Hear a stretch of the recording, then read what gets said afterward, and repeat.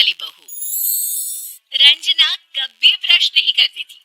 उसे कितनी बार उसके माँ बाप ने डांटा, लेकिन उसका कोई असर उस पर होता ही नहीं था, जिस कारण से उसके दांत पीले पीले हो जाते हैं। शादी के बाद। अरे बहू, वैसे तो तुझ में कोई कमी नहीं है, पर तेरे दांत दांत इतने पीले कैसे हैं बेटा? कैसे मतलब? कोई सर्जरी थोड़ी ना कराई है।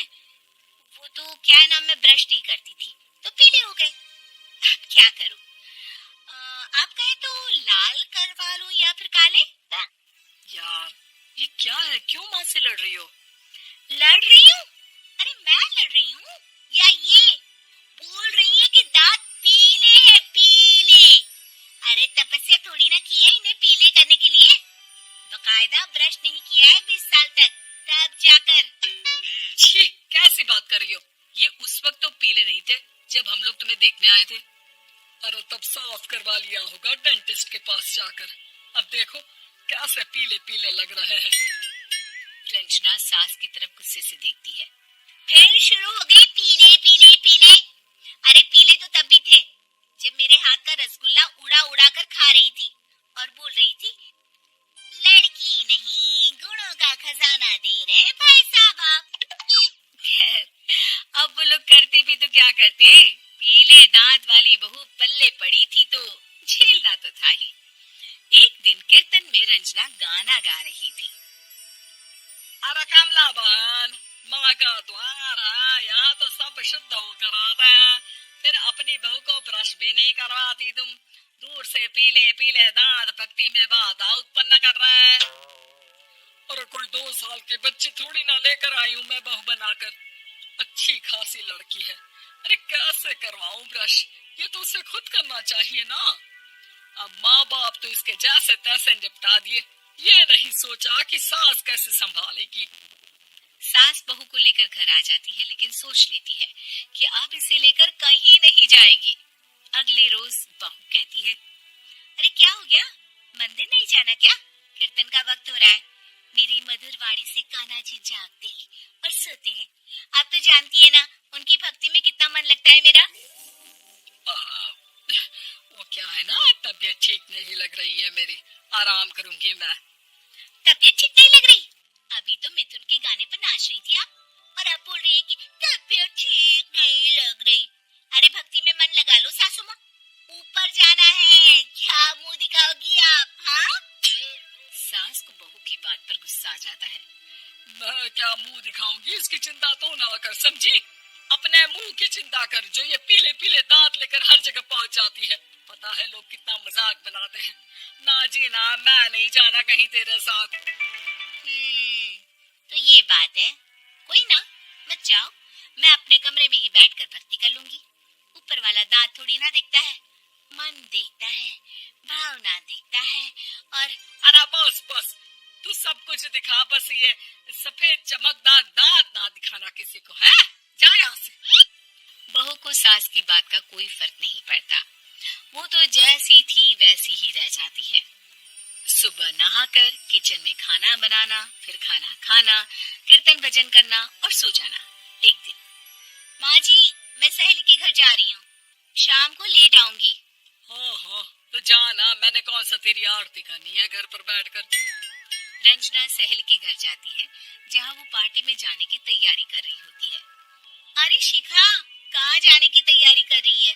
मैं गलत वक्त पर आ गई क्या? अरे नहीं यार, उल्टा सही वक्त पर आई है। मैंने ये साड़ी और ज्वेलरी निकाली है यार, शाम को इनके ऑफिस की एक पार्टी में जाना है। बताना कैसा लग रहा है ये सब? नहीं यार, इस ड्रेस के साथ तो वो वाली ज्वेलरी अच्छी लगेगी। हाँ हाँ, सही बोल रही है, मैंने ध्यान ही नहीं दिया। वैसे तो हमेशा से मस्त फैशन सेंस रखती है। तो बड़ा जाती होगी ना पति के साथ पार्टी में। रंजना कुछ नहीं बोलती, बस सोचती है कि यार काश ये बात सही हो जाती। पर मैं क्यों नहीं जाती पार्टी में? क्या इन लोगों की कोई पार्टी होती नहीं होगी? रंजना घर आती है और रात में पति से सवाल करती है, एक बात बताइए, आप मुझे किसी पार्टी में क्यों नहीं ले जाते? क्या आपके यहाँ ऑफिस में पार्टी नहीं होती? पति बेचारा क्या कहता कि दांत पीले हैं तुम्हारे इसलिए। पार्टी होती नहीं हम लोगों के ऑफिस में, तो कहाँ से लेकर जाऊं? और मार्केट, मॉल, कहीं वीकेंड घूमना, कहीं तो।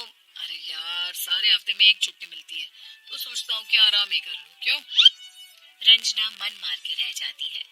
पहले कभी सास के साथ मंदिर जाया करती थी, लेकिन वो भी सास ने ले जाना बंद कर दिया। घर बैठी बैठी रंजना बोर हो जाती है। तभी उसे आइडिया आता है और वो मायके जाने का सोचती है। सासू माँ, 2 दिनों के लिए मम्मी के घर जा रही हूँ। अच्छा अच्छा, ठीक है, आराम से जा। और हाँ, माँ से कुछ अच्छी आदत सीख कर आना कि कैसे शरीर के हर भाग की तरह दांतों की सफाई भी जरूरी होती है, समझी? शुरू हो गई ना आप। वो लोग आपकी तरह नहीं है कि छोटी छोटी बात का बतंगड़ बना दे। उन लोगों के लिए मैं मायने रखती हूँ, ना कि मेरे पीले पीले दांत। रंजना माँ को बिना बताए उन लोगों को सरप्राइज देती है। लेकिन जैसे ही वो दरवाजे पर पहुंचती है, अंदर देखती है कि घर वाले कहीं जा रहे होते हैं। अब माँ, काश रंजना दीदी के दांतों वाली प्रॉब्लम नहीं होती, तो वो भी हम लोगों के साथ चलती ना बुआ जी की बेटी की शादी में। हाँ बेटा, लेकिन अब उसे कौन समझाए कि उसको उसके पीले दांत नहीं दिखते, लेकिन उसके आसपास के लोगों को कितना एम्बैरेसिंग फील कराते हैं।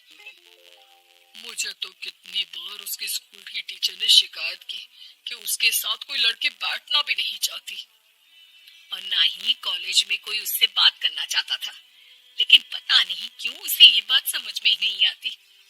कोई कमी नहीं है उस लड़की में, बस यही कि दांत पीले हैं।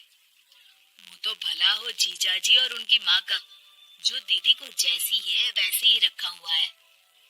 रंजना को अपने घर वालों की बात सुनकर बहुत दुख होता है।